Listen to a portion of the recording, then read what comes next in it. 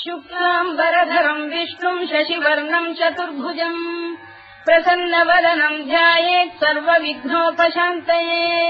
व्यासम् वसिष्ठनप्तारम् शक्तेः स्तोत्रमकल्मषम् पराशरात्मजम् वन्दे शुकतातम् तपोनिधिम् व्यासाय विष्णुरूपाय व्यासरूपाय विष्णवे नमो वै ब्रह्मनिधये वासिष्ठाय नमो नमः अविकाराय शुद्धाय नित्याय परमात्मने सदैकरूपरूपाय विष्णवे सर्वजिष्णवे यस्य स्मरणमात्रेण जन्म संसारबन्धनात् विमुच्यते नमस्तस्मै विष्णवे प्रभविष्णवे ॐ नमो विष्णवे प्रभविष्णवे श्रीवैशम्पायन उवाच श्रुत्वा धर्मानशेषेण पावनानि च सर्वशः युधिष्ठिरः शान्तनवम् पुनरेवाभ्यभाषत युधिष्ठिर उवाच किमेकम् दैवतम् लोके किम् वाप्येकम् परायणम् स्तुवन्तः कङ्कमर्चन्तः प्राप्नुयुर्माणवा शुभम् को धर्मः सर्वधर्माणाम् भवतः परमो मतः किम् जपन्मुच्यते जन्तुर्जन्म संसारबन्धनात् श्रीभीष्म उवाच जगत्प्रभुम् देवदेवमनन्तम् पुरुषोत्तमम् स्तुवन्नाम सहस्रेण पुरुषस्तततोत्थितः तमेव चार्चयन् नित्यम् भक्त्या पुरुषमव्ययम् ध्यायम् स्तुवन् नमस्यम् च यजमानस्तमेव च अनादिनिधनम् विष्णुम् सर्वलोकमहेश्वरम् लोकाध्यक्षम् स्तुवन् नित्यम् सर्वदुःखातिगो भवेत् ब्रह्मण्यम् सर्वधर्मज्ञम् लोकानाम् कीर्तिवर्धनम् लोकनाथम् महद्भूतम् सर्वभूतभवोद्भवम् एष मे सर्वधर्माणाम् धर्मोऽधिकतमो मतः यद्भक्त्या पुण्डरीकाक्षम् स्तवैरच्चेन्नरः सदा परमम् यो महत्तेजः परमम् यो महत्तपः परमम् यो महद्ब्रह्म परमम् यः परायणम् पवित्राणाम् पवित्रम् यो मङ्गलानाम् च मङ्गलम् दैवतम् देवतानाम् च भूतानाम् यो व्ययक्तिदा यतः सर्वाणि भूतानि भवन्त्यादियुगागमे यस्मिंश्च प्रलयम् यान्ति पुनरेव युगक्षये तस्य लोकप्रधानस्य जगन्नाथस्य भूपते विष्णोर्नाम सहस्रम् मे शृणु पापभयापहम् यानि नामानि गौणानि विख्यातानि महात्मनः ऋषिभिः परिगीतानि तानि वक्ष्यामि भूतये ऋषिर्नाम्नाम् सहस्रस्य वेदव्यासो महामुनिः छन्दोऽनुष्टुप् तथा देवो भगवान् देवकीसुतः अमृतांशुद्भवो बीजम् शक्तिर्देवकी नन्दनः कृतामाहृदयम् तस्य शान्त्यर्थे विनियुज्यते विष्णुम् जिष्णुम् महाविष्णुम् प्रभविष्णुम् महेश्वरम् अनेकरूपदैत्यान्तम् नमामि पुरुषोत्तमम् अस्य श्रीविष्णोर्दिव्यसहस्रनामस्तोत्रमहामन्त्रस्य श्रीवेदव्यासो भगवान् ऋषिः अनुष्टुप्छन्दः श्रीमहाविष्णुः परमात्मा श्रीमन्नारायणो देवता अमृतांशोद्भवो भानुरिति बीजम् देवकी नन्दन श्रेष्ठेति शक्तिः उद्भवः क्षोभणो देव इति परमो मन्त्रः धर इत्यस्त्रम् रथाङ्गपाणिरक्षोभ्य इति नेत्रम् त्रिसामासामजः सामेति कवचम् आनन्दम् परब्रह्मेति योनिः ऋतुः सुदर्शनकाल इति दिग्बन्धः श्रीविश्वरूप इति ध्यानम् श्रीमहाविष्णुप्रीत्यर्थे सहस्रनाम जपे विनियोगः ध्यानम् क्षीरोदङ्गप्रदेशे शुचिमणिविलसत्सैकते मौक्तिकानाम् मालासुप्तासनस्थस्फटिकमणिनिभैर्मौक्तिकैर्मण्डिताङ्गः शुभ्रैरभ्रैररभ्रैरुपरि विरचितैर्मुक्तपीयूषवर्षैः आनन्दीनः पुनीयादरिनलिन गदा शङ्खपाणिर्मुकुन्दः भूः पादौ यस्य नाभिर्विहरसुरनिलश्चन्द्रसूर्यौ च नेत्रे कर्णावाशा शिरोद्यौर्मुखमपि दहनो यस्य वास्तेयमब्धिः अन्तस्थम् यस्य विश्वम् सुरनरखगो भोगि गन्धर्वदैत्यैः चित्तम् रम्यते तम् त्रिभुवन वपुषम् विष्णुमीशम् नमामि। ॐ नमो भगवते वासुदेवाय। शान्ताकारम् भुजगशयनम् पद्मनाभम् सुरेशम् विश्वाधारम् गगनसदृशम् मेघवर्णम् शुभाङ्गम् लक्ष्मीकान्तम् कमलनयनम् योगिधृध्यानगम्यम् वन्दे विष्णुम् भवभयहरम् सर्वलोकैकनाथम्। मेघश्यामम् पीतकौशेयवासम् श्रीवत्साङ्कम् कौस्तुभोद्भासिताङ्गम् पुण्योपेतम् पुण्डरीकायताक्षम् विष्णुम् वन्दे सर्वलोकैकनाथम्। नमः समस्तभूतानामादिभूताय भूभृते अनेकरूपरूपाय विष्णवे प्रभविष्णवे सशङ्खचक्रम् सकिरीटकुण्डलम् सपीतवस्त्रम् सरसीरुभेक्षणम् सहारवक्षस्थलशोभिकौस्तुभम् नमामि विष्णुम् शिरसा चतुर्भुजम्। छायायाम् पारिजातस्य हेमसिंहासनोपरि आसीनमम्बुदश्याममायताक्षमलङ्कृतम् चन्द्राननम् चतुर्बाहुम् श्रीवत्साङ्कितवक्षसम् रुक्मिणी सत्यभामाभ्याम् सहितम् कृष्णमाश्रये।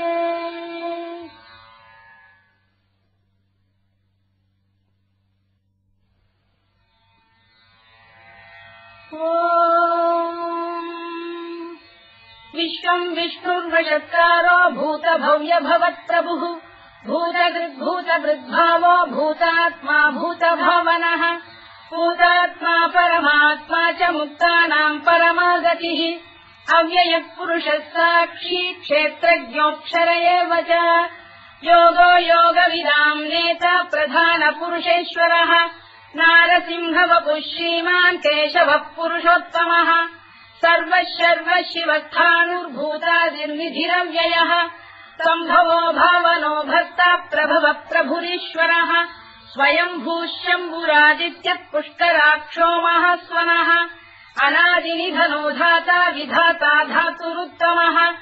अप्रमेयो ऋषिकेशः पद्मनाभोऽमरप्रभुः विश्वकर्मा मनुस्पष्टा स्थविष्ठस्थविरो ध्रुवः अग्राह्यः शाश्वतः कृष्णो लोहिताक्षप्रदर्दनः प्रभूतस्त्रिककुब्धाम पवित्रम् मङ्गलम् परम् ईशानप्राणदप्राणो ज्येष्ठः श्रेष्ठः प्रजापतिः हिरण्यगर्भो भूगर्भो माधवो मधुसूदनः ईश्वरो विक्रमी धन्वी मेधावी विक्रमक्रमः अनुत्तमो दुराधर्षः कृतज्ञः कृतिरात्मवान् सुरेशः शरणम् शर्म विश्वरेता प्रजाभवः अधः संवत्सरो व्यालप्रत्ययः सर्वदर्शनः अजः सर्वेश्वरः सिद्धः सिद्धिः सर्वादिरच्युतः वृषाकपिरमेयात्मा सर्वयोगविनिसृतः वसुर्वसुमनः सत्यः समात्मा संविदः समः अमोघः पुण्डरीकाक्षो वृषकर्मा वृषाकृतिः रुद्रो बहुशिरा बभ्रुर्विश्वयोनिः शुचिश्रवाः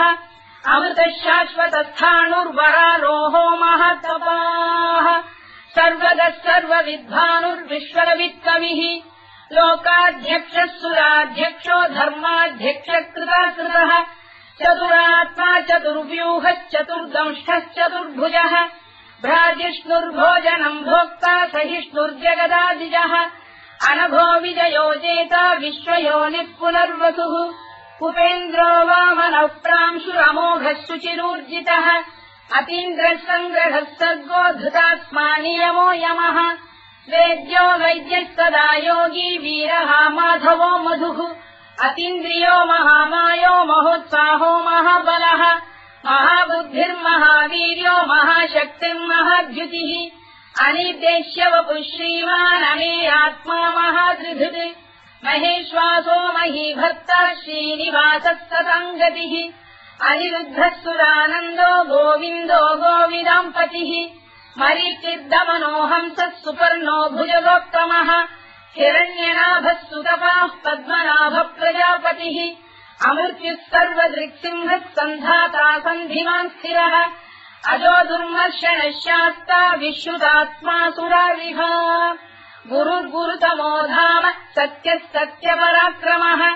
निमिषो निमिषस्रग्वी वाचस्पतिरुदारधीः अग्रणी ब्राह्मणी श्रीमान् न्यायो नेता समीरणः सहस्रमूर्धा विश्वात्मा सहस्राक्षः सहस्रपात् आवर्तनो निवृत्तात्मा संवृतः सम्प्रवर्धनः अगत्संवर्तको गन्धिरहिरोधरणीधरः सुप्रसादप्रसन्नात्मा विश्वधृत् विश्वभुक् विभुः सत्कर्ता सत्कृतः साधुर्जन्धुर्नारायणो नरः असङ्ख्येयो प्रमेयात्मा विशिष्टः शिष्टकृच्छुचिः सिद्धार्थः सिद्धसङ्कल्पः सिद्धिदः सिद्धिसाधनः वृषाही वृषभो विष्णुर्वृषपर्वा वृषोदरः वर्धनो वर्धमानश्च विविक्तः श्रुतिसागरः सुभुजो दुर्धरो वाग्मी महेन्द्रो वसुदो वसुः नैकरूपो बृहद्रूपः शिपिविष्टप्रकाशनः ओजस्तेजोद्युतिधरः प्रकाशात्मा प्रतापनः वृद्धस्पष्टाक्षरो मन्त्रश्चन्द्रांशुर्भास्करद्युतिः अमृतांशुद्भवो भानुः शशबिन्दुः सुरेश्वरः औषधम् जगतः सेतुः सत्यधर्मपराक्रमः भूतभव्यभवन्नाथः पवनः पावनो नलः कामः कामकृत्कान्तः कामः कामप्रदप्रभुः युगादिकृद्युगावर्तो नैकमायो महाशनः अदृश्यो व्यक्तरूपश्च सहस्रजिदनन्तजित् इष्टो विशिष्टः शिष्टेष्टः शिखण्डी नभुषो वृषः क्रोधः क्रोधकृत्कर्ता विश्वबाहुर्महीधरः अच्युतः प्रतिथः प्राणः प्राणदो वासवानुजः अपाम् निधिरधिष्ठानमप्रमत्तः प्रतिष्ठितः स्कन्धः स्कन्धधरो धुर्यो वरदो वायुवाहनः वासुदेवो बृहद्भानुरादिदेवः पुरन्दरः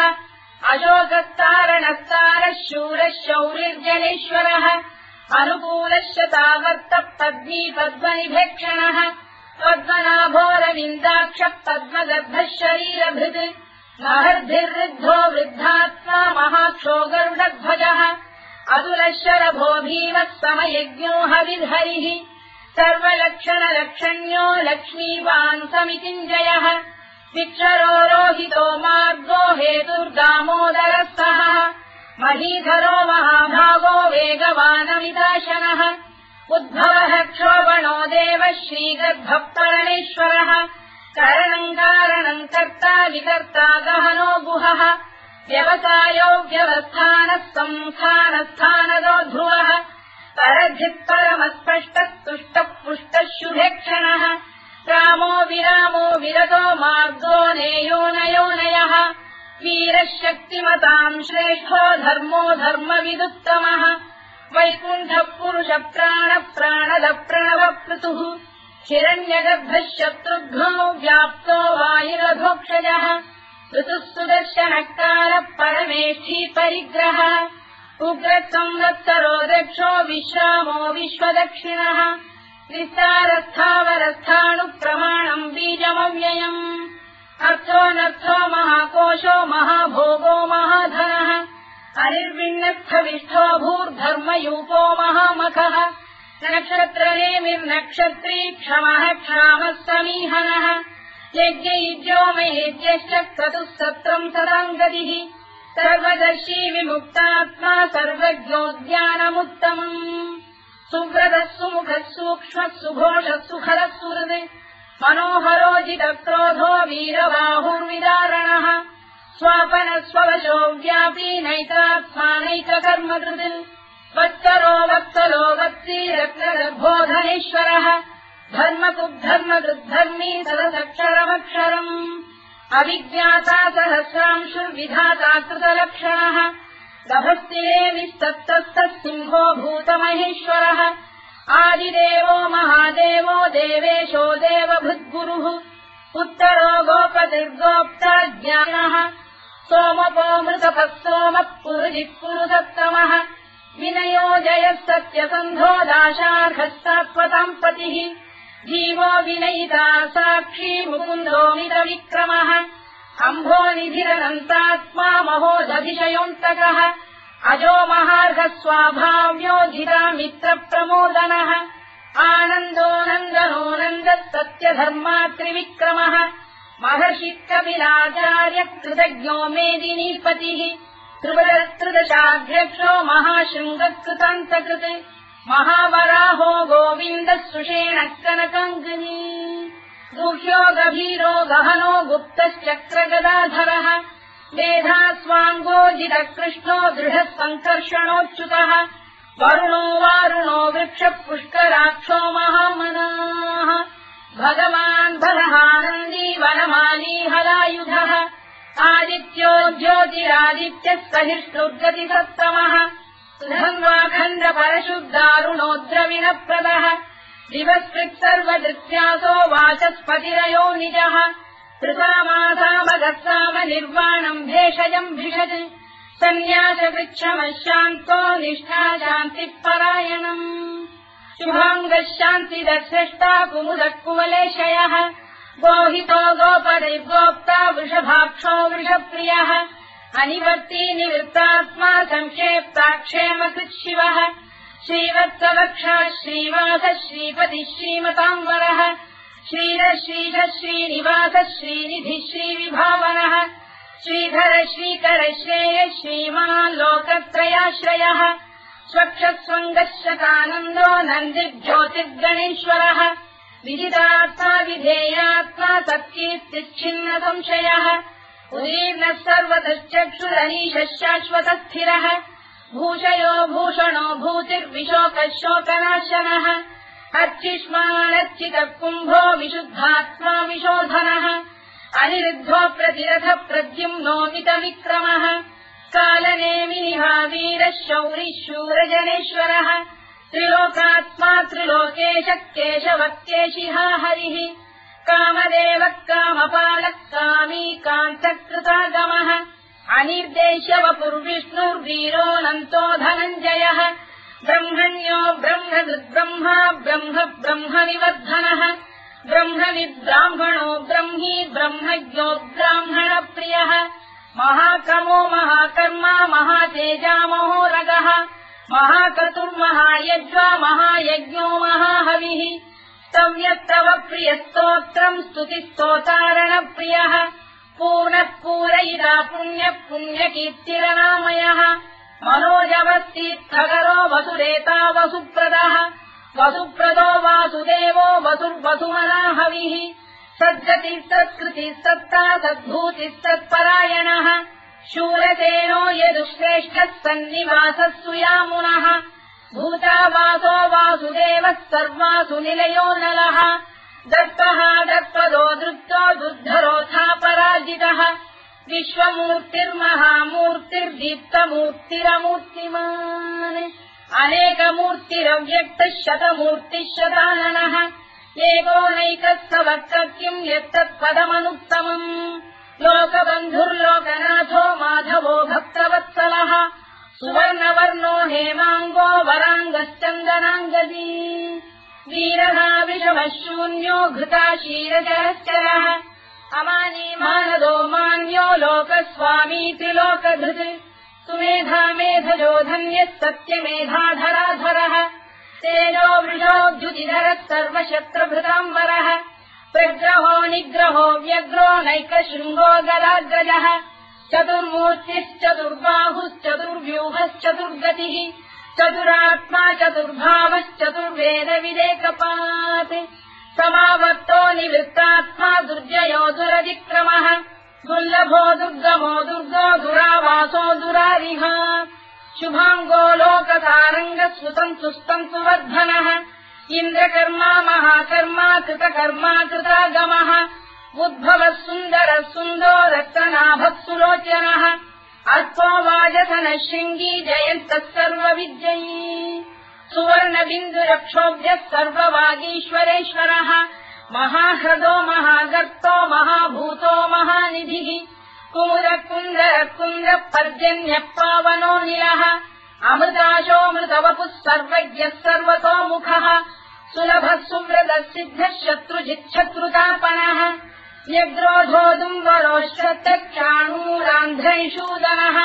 सहस्रार्चिः सप्तजिह्वः सप्तैधा सप्तवाहनः अमूर्तिरनघोचिन्त्यो भयगृद्भयनाशनः अणुबृहत्कृशस्थूलो गुणधृन्निर्गुणो महान् अधृतस्वधृतस्वास्य प्राग्वंशो वंशवर्धनः भारभृत्कथितो योगी योगीशः सर्वकामदः आश्रमश्रवणः क्षामः सुपर्णो वायुवाहनः धनुर्धरो धनुर्वेदो दण्डो दमयिता दमः अपराजितः सर्वसहो नियन्ता नियमो यमः सत्त्ववान् सात्विकः सत्यः सत्यधर्मपरायणः अभिप्रायप्रियार्होः प्रियकृत्प्रीतिवर्धनः विधायतगतिर्ज्योतिः सुरुचित्कुतभुक्विभुः रविर्विरोचनः सूर्यः कवितारनिलोचनः अनन्तो हुतबुद्भोक्ता सुखदो नैकजोऽग्रजः अनिर्विण्णः सदामर्षी लोकाधिष्ठानमद्भुतः सनातनतमः कपिलः कपिरव्ययः स्वस्तिदः स्वस्तिकृत् स्वस्तिः स्वस्तिभुक् स्वस्ति दक्षिणः अरोग्रः कुण्डली चक्री विक्रम्यूर्जितशासनः शब्दातिकः शब्दसः शिशिरः शर्वरीकरः अक्रूरप्रेशलो दक्षो दक्षिणः क्षमिणाम्बरः विद्वत्तमो वीतभयः पुण्यश्रवणकीर्तनः उत्तारणो दुष्कृतिः पुण्यो दुःस्वप्ननाशनः वीरः रक्षणः सन्तो जीवनः पर्यवस्थितः अनन्तरूपोऽनन्तश्रीर्जितमन्युर्भयापहः चतुरश्रो गभीरात्मा विदिशो व्यादिशो दिशः अनाधिर्भूर्भुवो लक्ष्मी सुवीरो रुचिराङ्गदः जननो जनजन्मादिर्भीमो भीमपराक्रमः आधारनिलयो धाता पुष्पहासप्रजागरः ऊर्ध्वरः सत्त्वथाचार प्राणः प्रणवप्रणः प्रमाणम् प्राणनिलय प्राणभृत्प्राणजीवनः तत्त्वम् तत्त्वविदेकात्मा जन्ममृत्युजरातिगः भूर्भुवः स्वस्तरुस्तारः सविता प्रपितामहः यज्ञो यज्ञपतिर्यज्वा यज्ञाङ्गो यज्ञवाहनः यज्ञभृद्यज्ञकृद्यज्ञी यज्ञभुक्यज्ञसाधनः यज्ञान्तकृद्यज्ञगुह्यमन्नमन्नाद एव च आत्मयोनिः स्वयम् जातो वैखानः सामगायनः देवकीनन्दनः स्रष्टा क्षितीशः पापनाशनः शङ्खबृन्नन्दकी चक्रीशाङ्गधन्वा गदाधरः तथाङ्गपाणिरक्षोभ्यः सर्वप्रहरणायुधः सर्वप्रहरणायुधवोम् नम इति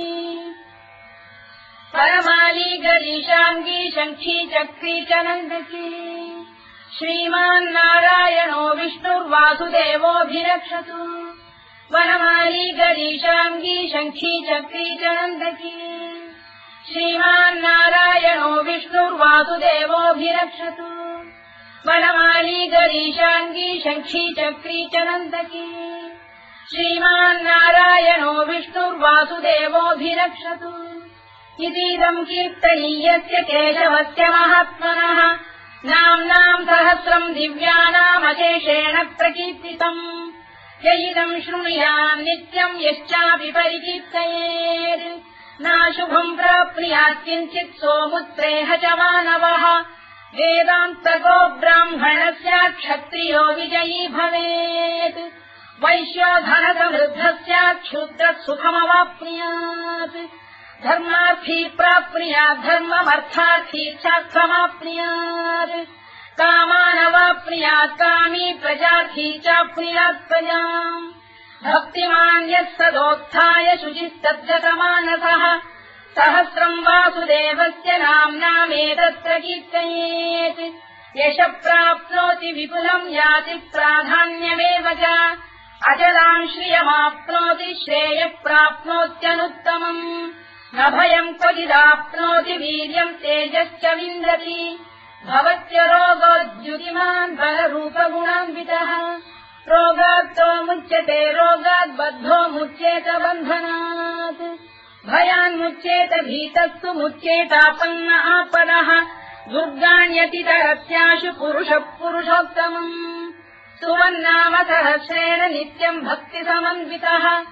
वासुदेवाश्रयो मर्त्यो वासुदेवपरायणः सर्वपापविशुद्धात्मा याति ब्रह्म सनातनम् न वासुदेव भक्तानामशुभम् विद्यते क्वचित् जन्म मृत्युजरा व्याधि भयम् नैवोपजायते इमं स्तवमधीयान श्रद्धा भक्ति समन्वितः युज्येतात्मसु कक्षान्ति श्रीधृति स्मृति कीर्तिभिः न क्रोधो न च मात्सर्यम् न लोभो न शुभामतिः भवन्ति कृतपुण्यानाम् भक्तानाम् पुरुषोत्तमे द्यौस्तचन्द्रार्कनक्षत्राखम् दिशो भूर्महो दधिः वासुदेवस्य वीर्येण विधृतानि महात्मनः ससुरासुरगन्धर्वम् स यक्षोरगराक्षसम् जगत्वशे वर्ततेदम् कृष्णस्य सचराचरम् इन्द्रियाणि मनो बुद्धिः सत्त्वम् तेजो बलम् धृतिः वासुदेवात्मकान्याहुः क्षेत्रम् क्षेत्रज्ञ एव च सर्वागमानामाचार प्रथमम् परिकल्पते आचार प्रभवो धर्मो धर्मस्य प्रभुरच्युतः ऋषयः देवा महाभूतानि धातवः जङ्गमाजङ्गमम् चेदम् जगन्नारायणोद्भवम् योगो ज्ञानम् तथा साङ्ख्यम् विद्या शिल्पादिकर्म च वेदाः शास्त्राणि विज्ञानमेतत् सर्वम् जनार्दनात् एको विष्णुर्महद्भूतम् पृथग्भूतान्यनेकशः त्रीन् लोकान् व्याप्य भूतात्मा भुङ्क्ते विश्वभुवव्ययः इमम् स्तवम् भगवतो विष्णो व्यासेन कीर्तितम् पठेद्य इच्छेत् पुरुषः श्रेयत् प्राप्तुम् सुखानि च विश्वेश्वरमजम् देवम् जगतः प्रभुमव्ययम् भजन्ति ये पुष्कराक्षम् न ते यान्ति पराभवम् न ते यान्ति पराभवम् ओन्नमयिति अर्जुनोवाच पद्मपत्रविशालाक्ष पद्मनाभसुरोत्तम भक्तानामनुरक्तानाम् त्राता भव जनार्दन श्रीभगवानुवाच यो माम् नाम सहस्रेण स्तोतुमिच्छति पाण्डव सोऽहमेकेन श्लोकेन स्तुत एव न संशयः स्तुत एव न संशयोऽन्नम इति व्यासोवाच वासनाद्वासुदेवस्य वासितम् भुवनत्रयम् सर्वभूतनिवासोऽसि वासुदेव नमोऽस्तु ते वासुदेव नमोऽस्तु ते ओन्नम इति पार्वत्युवाच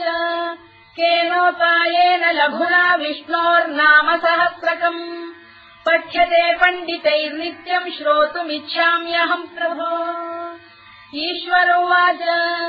श्रीराम राम रामेति रमे रामे मनोरमे सहस्रनाम तत्तुल्यम् राम नाम वरानने श्रीराम राम रामेति रमे रामे मनोरमे सहस्रनाम तत्तुल्यम् राम नाम वरानने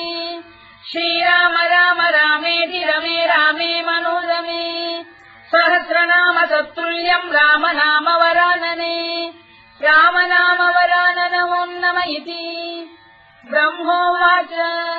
नमोऽस्त्वनन्ताय सहस्रमूर्तये सहस्रपादाक्षि शिरोरुबाहवे सहस्रनाम्ने पुरुषाय शाश्वते सहस्रकोटियुगधारिणे नमः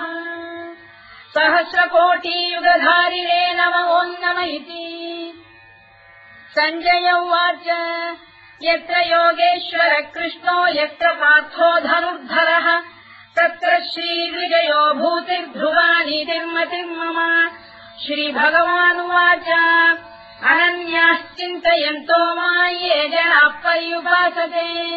तेषाम् नित्याभियुक्तानां योगक्षेमम् वहाम्यहम्